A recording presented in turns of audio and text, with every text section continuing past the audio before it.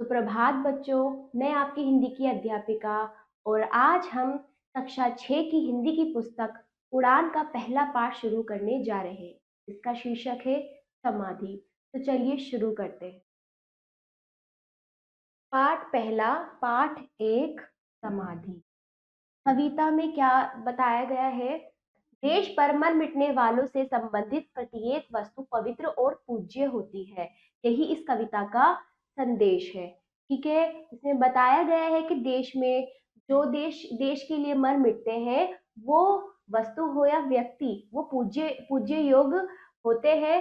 ठीक है, यही इस कविता का संदेश है, यही कविता हमें बताना चाहती है। ठीक है, तो चलिए शुरू करते हैं।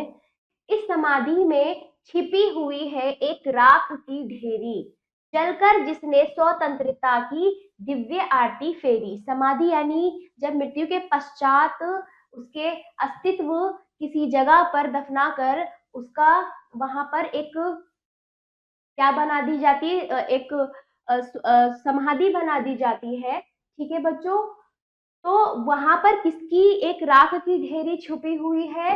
जिसने स्वतंत्रता के लिए अपनी जान दे दी, जलकर अपनी जान दे दी, दिव्य आरती फेरी और अपनी अपने शरीर को स्वतंत्रता के लिए दिव्य आरती के रूप में फेरी। ठीक है, कौन है वो? आगे बढ़ते हैं।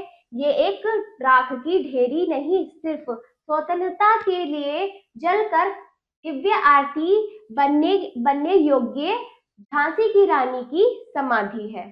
ठीक है, यह समाधि, यह लघु समाधि है झांसी की रानी की। अंतिम लीला स्थली यही है लक्ष्मी मर्दानी की।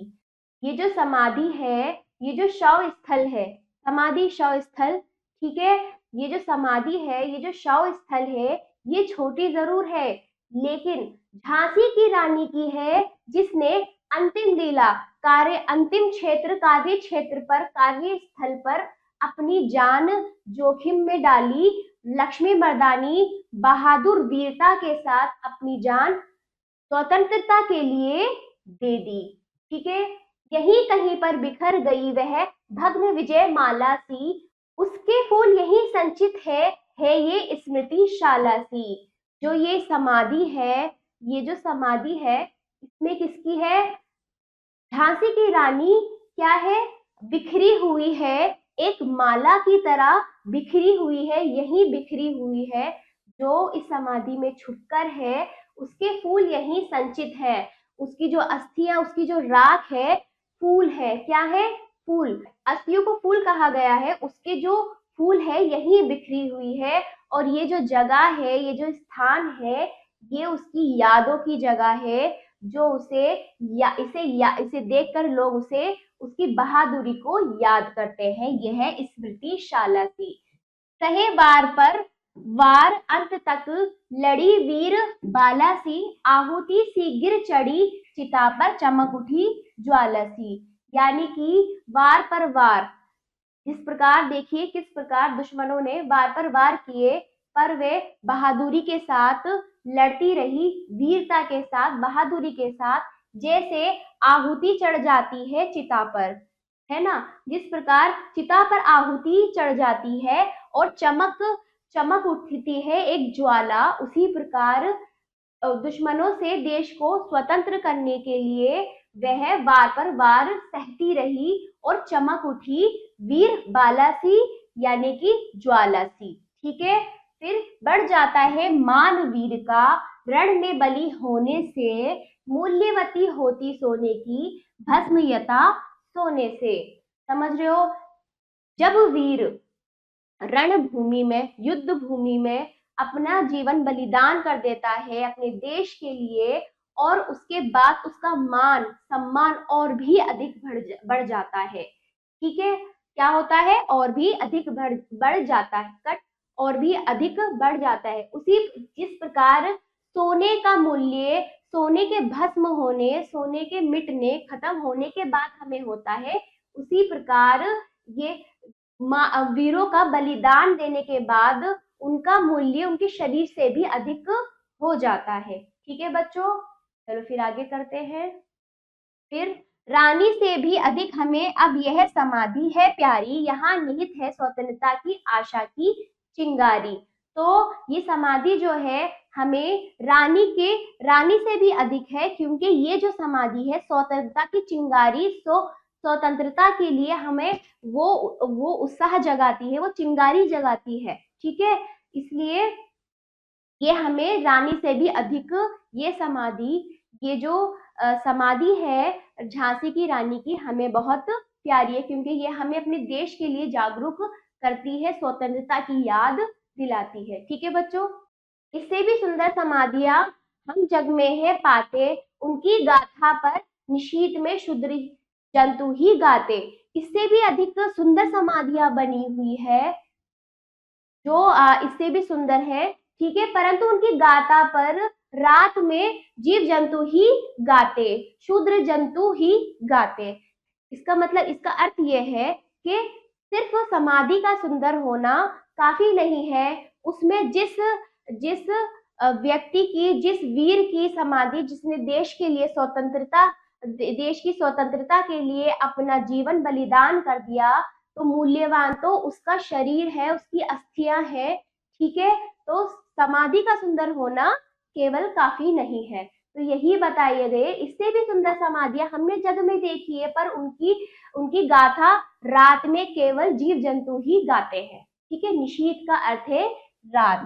ठीक, पर कवियों की अमर गिरा में इसकी अमिट कहानी, स्नेह और श्रद्धा से गाती है वीरों की बानी।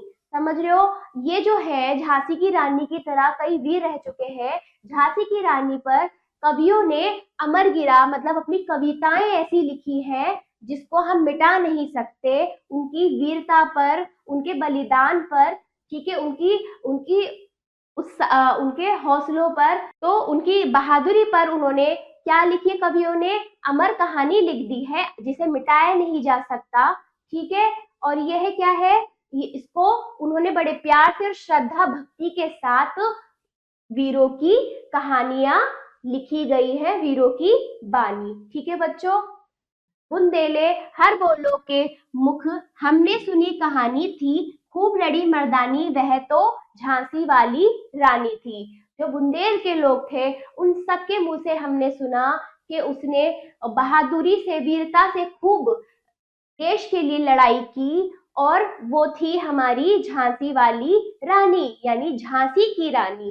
ठीक है, यह समाधि, यह चिर समाधि है झांसी की रानी की, अंतिम लीला स्थली यही है लक्ष्मी मर्दानी की। यह जो समाधि है, ये जो चबूतरा जो बना हुआ है, ये झांसी की रानी की है, चिर समाधि। तो इसको कवि ने चिर समाधि कहा है, झांसी की रानी की समाधि को चिर समाधि कहा है। ठीक है, अंतिम लीला स्थली यही लक्ष्मी मर्दानी की। ठीक है, तो क्या है, ये अंतिम लीला इन्होंने रची अपने देश की स्वतंत्रता के लिए, अपने कार्यस्थल पर डटी रही लक्ष्मी बहादुर मर्दानी, वीरता के साथ लड़ी रही, डटी रही। ठीक है बच्चों, ये आपकी कविता हुई।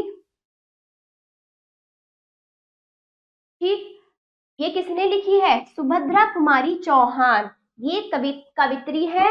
ठीक है, तो इन्होंने ये कविता लिखी है झांसी की रानी की समाधि पर। तो चलिए सुभद्रा रानी चौहान के बारे में पढ़ते हैं। सुभद्रा रानी चौहान का जन्म 16 अगस्त 1904 को प्रयाग में हुआ। कहाँ पर हुआ, प्रयाग में। 16 अगस्त 1904 को प्रयाग में हुआ। इन्होंने ऐसे गीतों की रचना की जिससे गुलाम भारत के नौजवान में नया जोश पैदा हुआ, क्योंकि इस समय क्या था, हमारा देश गुलाम था अंग्रेजों का, उन्होंने हमारे देश में शासन किया हुआ था। तो सब में ये इस प्रकार की कविताएं लिखती थी जिसमें कि नौजवानों में देश की आजादी के लिए एक जोश जाग जाए। इनके गीत अनगिनत लबों की शान बन गए।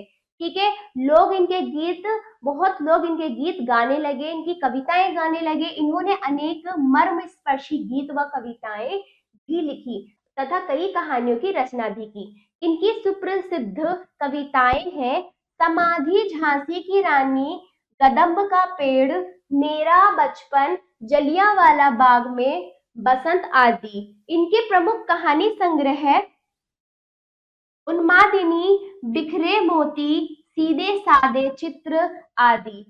15 फरवरी 1948 को इनका देहावसान हुआ, मतलब इनकी मृत्यु हो गई 1948 को, यानी 1947 को हमारा देश आजाद हुआ और उससे एक साल बाद इनकी मृत्यु हो गई। ठीक है बच्चों, तो चलिए अब आ जाइए शब्द अर्थ। आशा करती हूँ आपको ये कविता समझ आई होगी। ठीक है बच्चों, तो चलिए समाधि का अर्थ है शव स्थल पर बनाया गया चबूतरा आदि, दिव्य अलौकिक जो इस लोक का न हो। लघु का अर्थ है छोटी। लीला स्थली का अर्थ है कार्य क्षेत्र। भग्न का अर्थ है टूटी हुई। फूल अस्थियां, फूल को जो है अस्थियां कहा गया है। संचित, जमा रखे हुए। स्मृतिशाला, वह स्थान जहां यादें जमा हो। भस्म, राख। निहित, रखी हुई। निशीत, रात। शुद्र, तुच्छ। हीरा, वाणी। अमिट, जो मिट ना सके, चिर स्थाई। ठीक है बच्चों, अब आ जाइए। अब आपकी बारी है पाठ का ज्ञान। यह लघु समाधि किसकी है? मौखिक प्रश्नों का उत्तर स्वयं देंगे। यह समाधि किन किन बातों की याद दिलाती है? तीसरा, रानी लक्ष्मीबाई कहाँ की रानी थी? किनकी गाथा रात्रि काल में शत्रु जंतु ही गाते हैं? और पांचवा देखिए, वीरों का मान कब बढ़ जाता है? लिखित। अब आ जाइए लिखित। सही उत्तर वाले गोले को रंगिए। इसमें हम आपको मैं सही ऑप्शन बताऊंगी, उसका अर्थ आपको इस गोले में रंगना है। समाधि कैसी है? कैसी है? लघु है। ठीक है। हाँ देखिए, मर्दानी कहकर किसे संबोधित किया गया है? लक्ष्मीबाई को। ठीक है। तीसरा देखिए, सोने से अधिक मूल्यवान होता है, बताइए। सोने की भस्म। ठीक है। चौथा देखिए, समाधि पाठ के लेखक कौन है? कौन है? सुभद्रा कुमारी चौहान। पांचवा देखिए, भग्न विजय माला के फूल कहाँ पर संचित है? भग्न विजय माला के फूल समाधि में संचित है। ठीक है। चलिए आइए, नीचे लिखी पंक्तियों को पढ़िए और उनके संबंधित कविताओं की पंक्तियां लिखिए। ठीक है। तो आपको इनसे संबंधित कविताओं की पंक्तियां लिखनी है, ये आप स्वयं करेंगे बच्चों। ठीक है। अब आ जाइए तीसरा, पंक्तियां पूरी कीजिए। ठीक है, तो हमें ये पंक्तियां पूरी करनी है, तो चलिए। सहे, सहे वार डैश, तो आएगा सहे वार पर, वार अंत तक। सहे वार पर, वार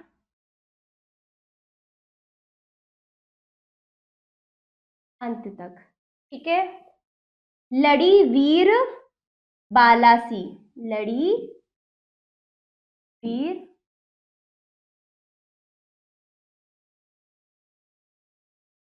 ठीक है। आगे, आहुति सी गिर चढ़ी चिता पर,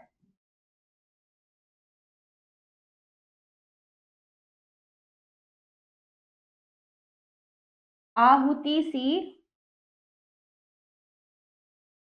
आहुति सी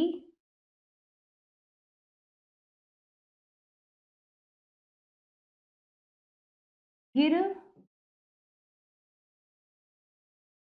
चढ़ी। ठीक है, चिता पर। ठीक है। फिर है, चमक उठी ज्वाला सी।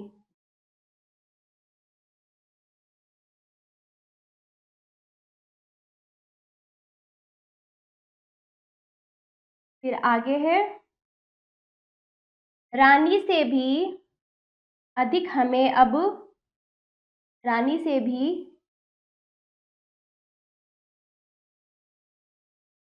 अधिक हमें अब। ठीक है। यह समाधि है प्यारी।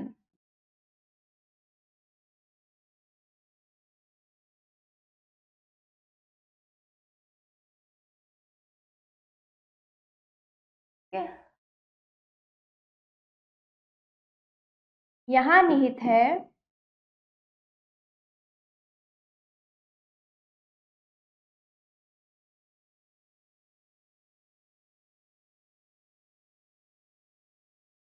स्वतंत्रता की, ठीक है, आशा की चिंगारी।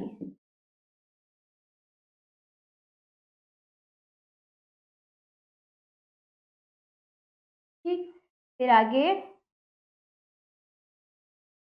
बुंदेले हर बोलो के मुख। लिख-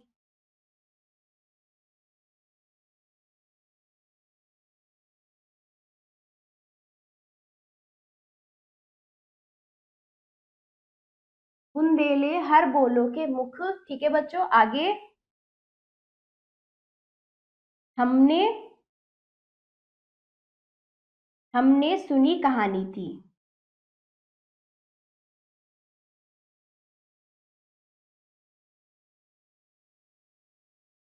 फिर तीसरा है, खूब लड़ी मर्दानी वह तो।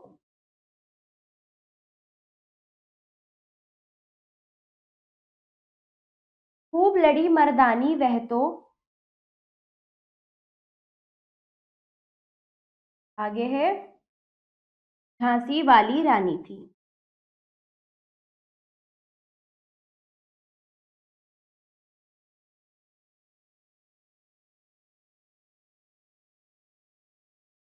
ठीक है, अब आ जाइए चौथा, यह डैश है, यहाँ पर क्या आएगा, यह समाधि,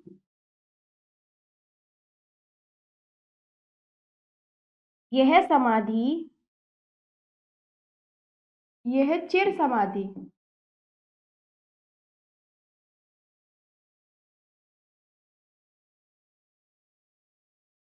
यह समाधि, यह चिर समाधि, झांसी की रानी की।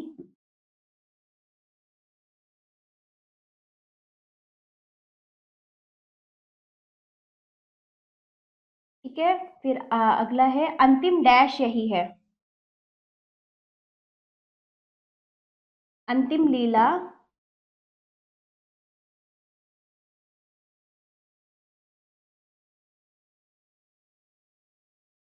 स्थली यही है, डैश की यानी लक्ष्मी मर्दानी की।